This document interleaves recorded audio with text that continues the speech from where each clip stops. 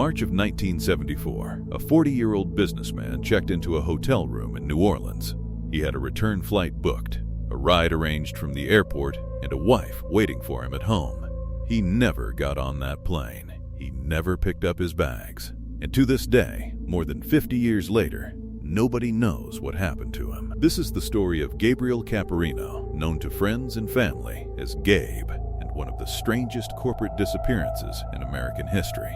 Gabe Caporino wasn't the type of person anyone expected to vanish. He was 40 years old, a Navy veteran, and had spent the last 17 years climbing the ladder at General Foods, working as a mid-level executive in their coffee division. He lived a comfortable, stable life in Yorktown Heights, New York, a quiet town in Westchester County, about 45 miles outside of Manhattan. By every account, Gabe was the picture of a devoted family man. He had been married to his wife, Grace, for years, raising 2 teenage daughters with her. According to Grace, their relationship was warm, loving, and completely stable. No major problems, no warning signs, nothing that would suggest Gabe wanted to disappear from his own life. He also had an enormous extended family, 5 brothers, 3 sisters, and a long list of nieces and nephews, who all describe him the same way: reliable, grounded, and present. This wasn't a man running from debt, an affair, or a breakdown, at least not according to everyone who actually knew him. In March of 1974, Gabe traveled to New Orleans for a business conference, a routine trip for General Foods executives. He checked into the Intercontinental Hotel on Canal Street and rented a car from Hertz to get around while he was there. Some reports claim he may have also passed through Houston on this trip, though that detail only appears once in the historical record and has never been confirmed. On the night of March 7th, the last night anyone definitively heard from him, Gabe called Grace back home. It was an ordinary call. They talked about an upcoming parents' night at their daughter's school and confirmed dinner plans with friends for after he got back. He told her his flight home was the next day and that a friend was set to pick him up from Newark Airport. Before hanging up, he mentioned one more thing. That night, he planned to head into the French Quarter to catch a jazz concert. That was the last conversation Grace ever had with her husband. The next day, March 8th, Gabe's friend called Grace with bad news. Gabe never showed up at Newark Airport. Grace immediately phoned the Intercontinental Hotel in New Orleans, and what she learned only deepened the dread. Gabe's rental car was gone. His hotel bed hadn't been slept in, and scattered around his room were the kinds of things a man only leaves behind if he fully intends to come back for them: his unused plane ticket, partially packed suitcases, and souvenirs he'd bought for his wife and daughters back home. This wasn't the behavior of someone walking away from his life. Within days, a serious search effort was underway. The New Orleans Police Department, the FBI, and private investigators hired separately by both General Foods and the Caporino family all began digging for answers. About 10 days after Gabe vanished, his rented Hertz car turned up, abandoned in a middle-class residential neighborhood clear across town from his hotel, nowhere near anywhere Gabe would have had a reason to be. The keys were still sitting in the ignition. Investigators believed the car had been parked in that exact spot for roughly a week before anyone found it. A car sitting on a residential street, keys inside, for 7 days straight, and nobody called it in or stole it. When forensics finally got their hands on it, the car had been wiped completely clean, no fingerprints, no trace of who had been driving it. Here's where the case takes its strangest turn. About 4 days after Gabe vanished, someone used his credit card at a Sears store in New Orleans to buy a pair of pants, a shirt, and a camera. The store employee who processed the sale later told investigators the purchase was made by a group of 3 young people in their early 20s, 2 men and 1 woman, described using a specific phrase for the era: hippie types. Only one of them handled the transaction, but all 3 were together as a group. When the cashier asked for additional ID, the group produced something unexpected: Gabe's Allstate insurance card. Somehow, they had his identification 4 days after he vanished without a trace. The signature on the receipt didn't match Gabe's handwriting. Despite a description detailed enough to potentially identify them, these 3 people were never tracked down. Gabe Caporino was never found not alive, and not a body. In 1979, he was legally declared dead, and Grace filed claims for his workers' compensation and life insurance death benefits. For decades, that's where the story ended, an unsolved disappearance, a cold trail, a family left without answers. But in 2014, journalist Andy Tebow, writing for the New Haven Register, dug back into the case and uncovered something far more disturbing than a simple missing persons case. According to Tebow's reporting, General Foods' own security director, Jack Eisen himself, a former FBI agent, told investigators that Gabe took a $16,000 cash advance and simply disappeared on his own. Eisen also claimed Gabe was having an affair with a woman in Houston and that he'd spent the night before he vanished with a New Orleans waitress. None of it held up. The Houston woman never lived at the address Eisen gave the FBI, and Houston police had no record of ever interviewing her. The waitress, when questioned, said she'd spent that night with a different man entirely, a local comedian, not Gabe. There's also evidence New Orleans police slowed the investigation down themselves, reluctant to pursue the forged credit card lead, with one officer reportedly pressuring the Sears salesperson to change her account. So why would a major corporation fabricate an affair and discourage their own employee's disappearance from being properly investigated, especially one who'd been a model employee for 17 years? Nobody has ever offered a satisfying answer. More than 50 years later, the Gabe Caporino case remains a genuine mystery full of contradictions that don't add up. If Gabe planned to disappear on his own, why leave behind his plane ticket, his packed bags, and gifts for his daughters? People planning to vanish don't usually pack souvenirs for the family they're leaving behind. Was he ever actually at that jazz concert in the French Quarter? Nobody has confirmed it, and that detail has never surfaced. And why was that car parked in a random neighborhood, untouched for an entire week? But the question that lingers longest is the one about General Foods itself. Why fabricate an affair? Why invent stories that fell apart the moment anyone checked them? What did they have to gain by making their own missing employee look bad? Gabe Caporino walked into a hotel room in New Orleans in March of 1974, fully intending to fly home to his wife and daughters the next day. He never left that city, and whatever happened to him, somebody or some people made sure the truth never came out.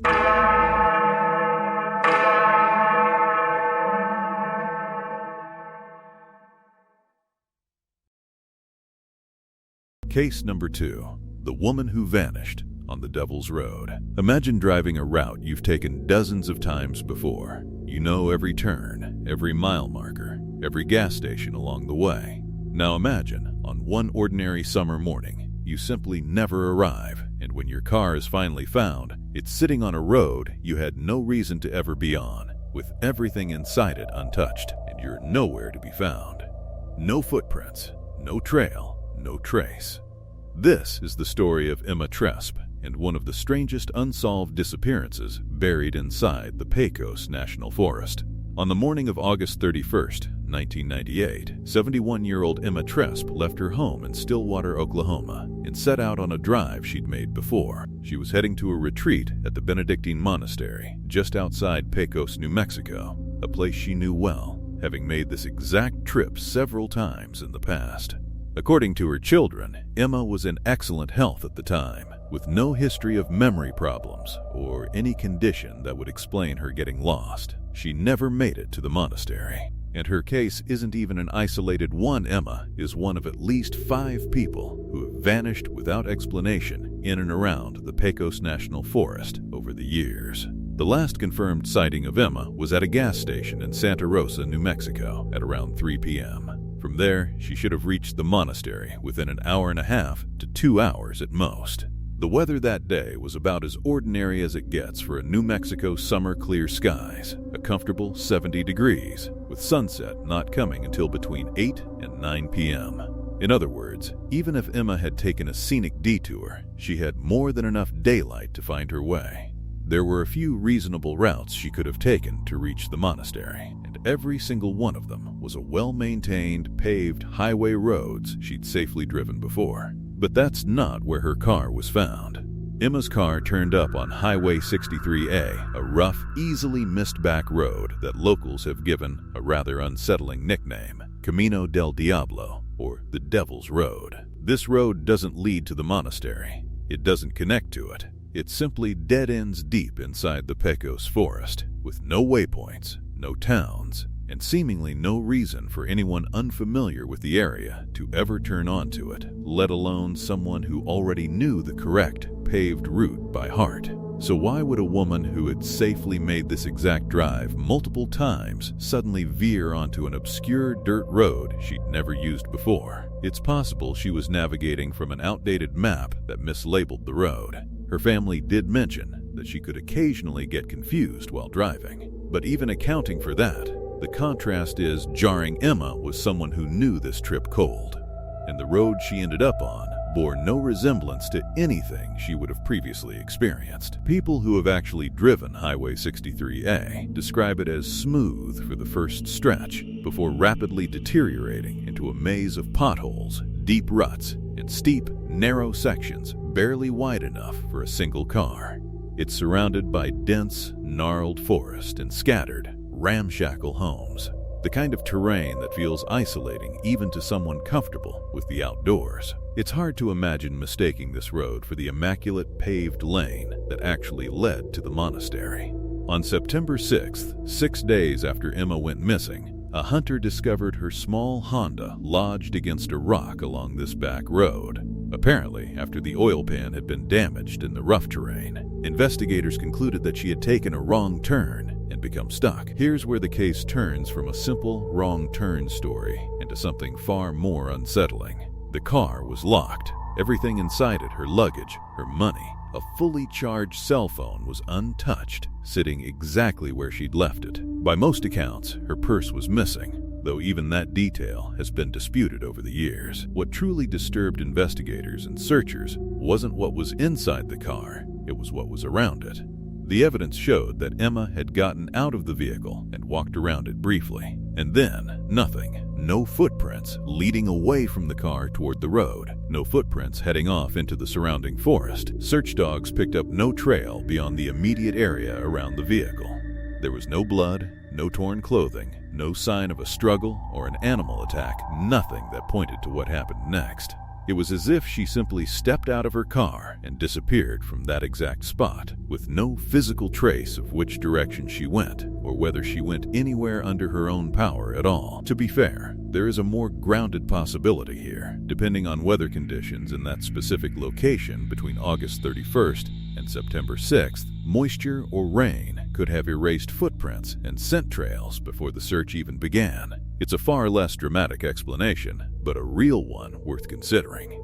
Emma's case becomes even stranger when you consider she isn't alone. At least 4 other people have vanished within a 5-mile radius of where her car was found, including 2 well-known disappearances, Mel Nadell and Robert Browning. Like Emma, neither has ever been found, dead or alive. Whether this is a genuine pattern or simply unfortunate coincidence in a remote stretch of wilderness remains an open question, but it's hard to ignore the cluster entirely. There's also the matter of who actually lives along that stretch of forest. Highway 63A is dotted with scattered homes, many belonging to people who have deliberately chosen to live off-grid, far from any town.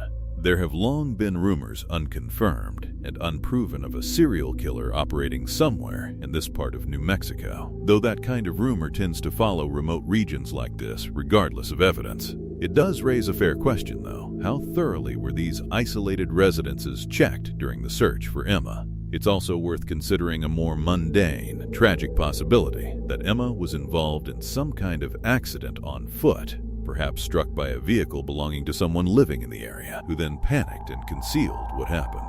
It's a grim theory, but a plausible one. The problem is that nothing in the evidence actually places Emma anywhere beyond the immediate area surrounding her car. Every trace of her, footprints included, stayed confined to that single spot. More than 2 decades later, Emma Tresp has never been found. No remains, no further leads, no resolution for the family she left behind. If she were alive today, she would be in her 90s. The Pecos Forest itself carries a heavy history. It sits on land considered sacred by Native American tribes, and not far from where Emma's car was found lies the site of a Civil War battle, the Battle of Glorieta Pass. The area has also attracted its share of local legends and reported strange sightings over the years. None of that constitutes evidence in Emma's case, but it adds an undeniable layer of unease to an already strange disappearance. What we're left with is a deeply ordinary woman on a deeply familiar drive who ended up somewhere she had no reason to be and then vanished so completely that not even her own footprints could tell us which way she went.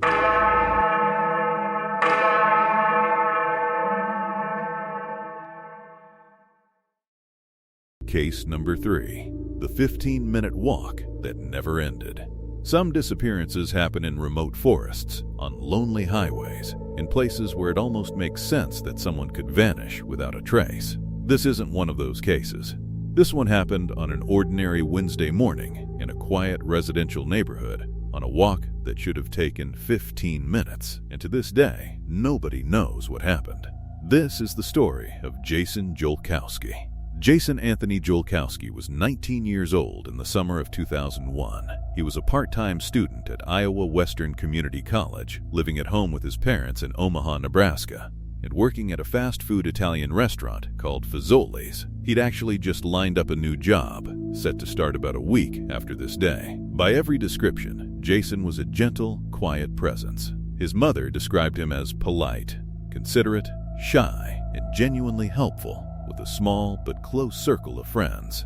He was a Christian with a strong, sincere faith. He'd had a rough time in high school, bullied by classmates, because a learning disability made some people assume he was less intelligent than he actually was.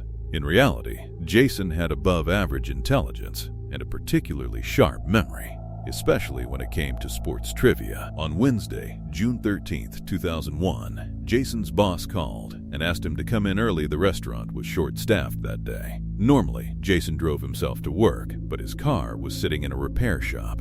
He'd initially planned to just walk the 4+ miles to the restaurant himself, but a female coworker offered to pick him up and drive him in instead. There was just one complication. Jason had always struggled with giving directions to his own house. So instead of having her navigate to a residence he could never quite describe properly, they agreed to meet somewhere simpler, the parking lot of Benson High School, his old school. It was only about half a mile from his home, roughly 8 blocks. At 10:45 that morning, a neighbor named Chester Link saw Jason outside, helping his younger brother pull the trash cans back from the curb. Both Chester and Jason's brother then watched him head off on foot, walking in the direction of the high school, just like he'd planned. He was wearing a white Chicago Cubs t-shirt with Sammy Sosa's image on it, black dress pants, black dress shoes, and a blue Cubs cap, and he was carrying his red Fazoli's work shirt with him, ready to change once he got to the restaurant. That was the last time anyone ever saw Jason Jolkowski.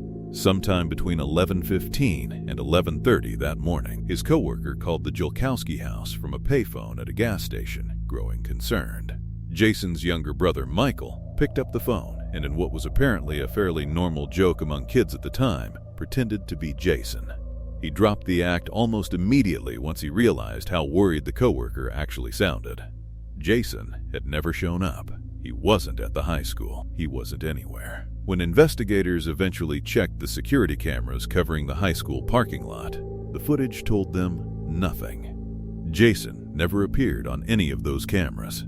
He had vanished somewhere along an 8-block walk through a populated residential neighborhood in broad daylight and simply never arrived. What makes this case so unsettling isn't some dramatic crime scene, it's the complete absence of one. No witnesses came forward, no evidence turned up. No trace of Jason was ever found along that short walk, despite it cutting straight through a neighborhood full of homes and people. Investigators looked into several registered sex offenders known to be living in the area at the time. Police interviewed some of them and even searched one individual's home directly, though nothing concrete was found.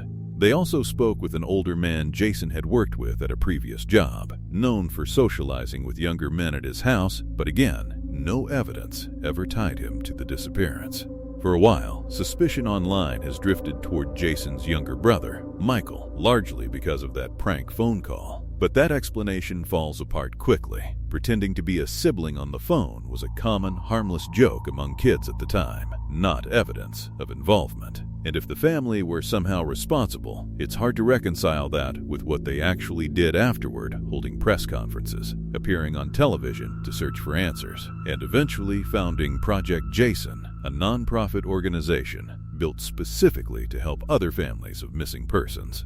That's not typically the behavior of people hiding a crime. One common theory is that someone simply pulled over and offered Jason a ride. But this doesn't hold up well under scrutiny. Jason was already walking toward a planned pickup with his coworker. Getting into a stranger's car would have meant abandoning that plan entirely, for no clear reason, unless he was forced into it.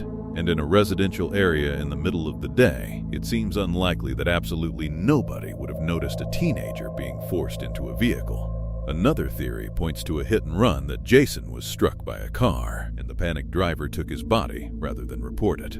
It's not impossible, but it raises its own problems. A collision like that would likely leave behind broken glass, paint transfer, blood, or other physical evidence, and would probably have made noise loud enough for someone nearby to notice. Investigators didn't begin actively searching for Jason until 10 days after he vanished, and rain during that window may have washed away anything that could have once been found. What's left is a case that produced almost nothing to work with. Whatever happened to Jason happened quickly, quietly, and without leaving behind the kind of evidence that normally points investigators in a direction.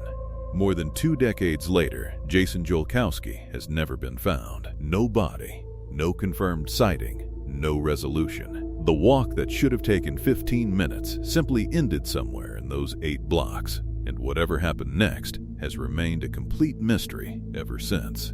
His case remains active with the FBI, and his disappearance helped inspire the very organization his family built to support others going through the same nightmare. A small, strange kind of legacy born out of a tragedy that, to this day, still has no answer.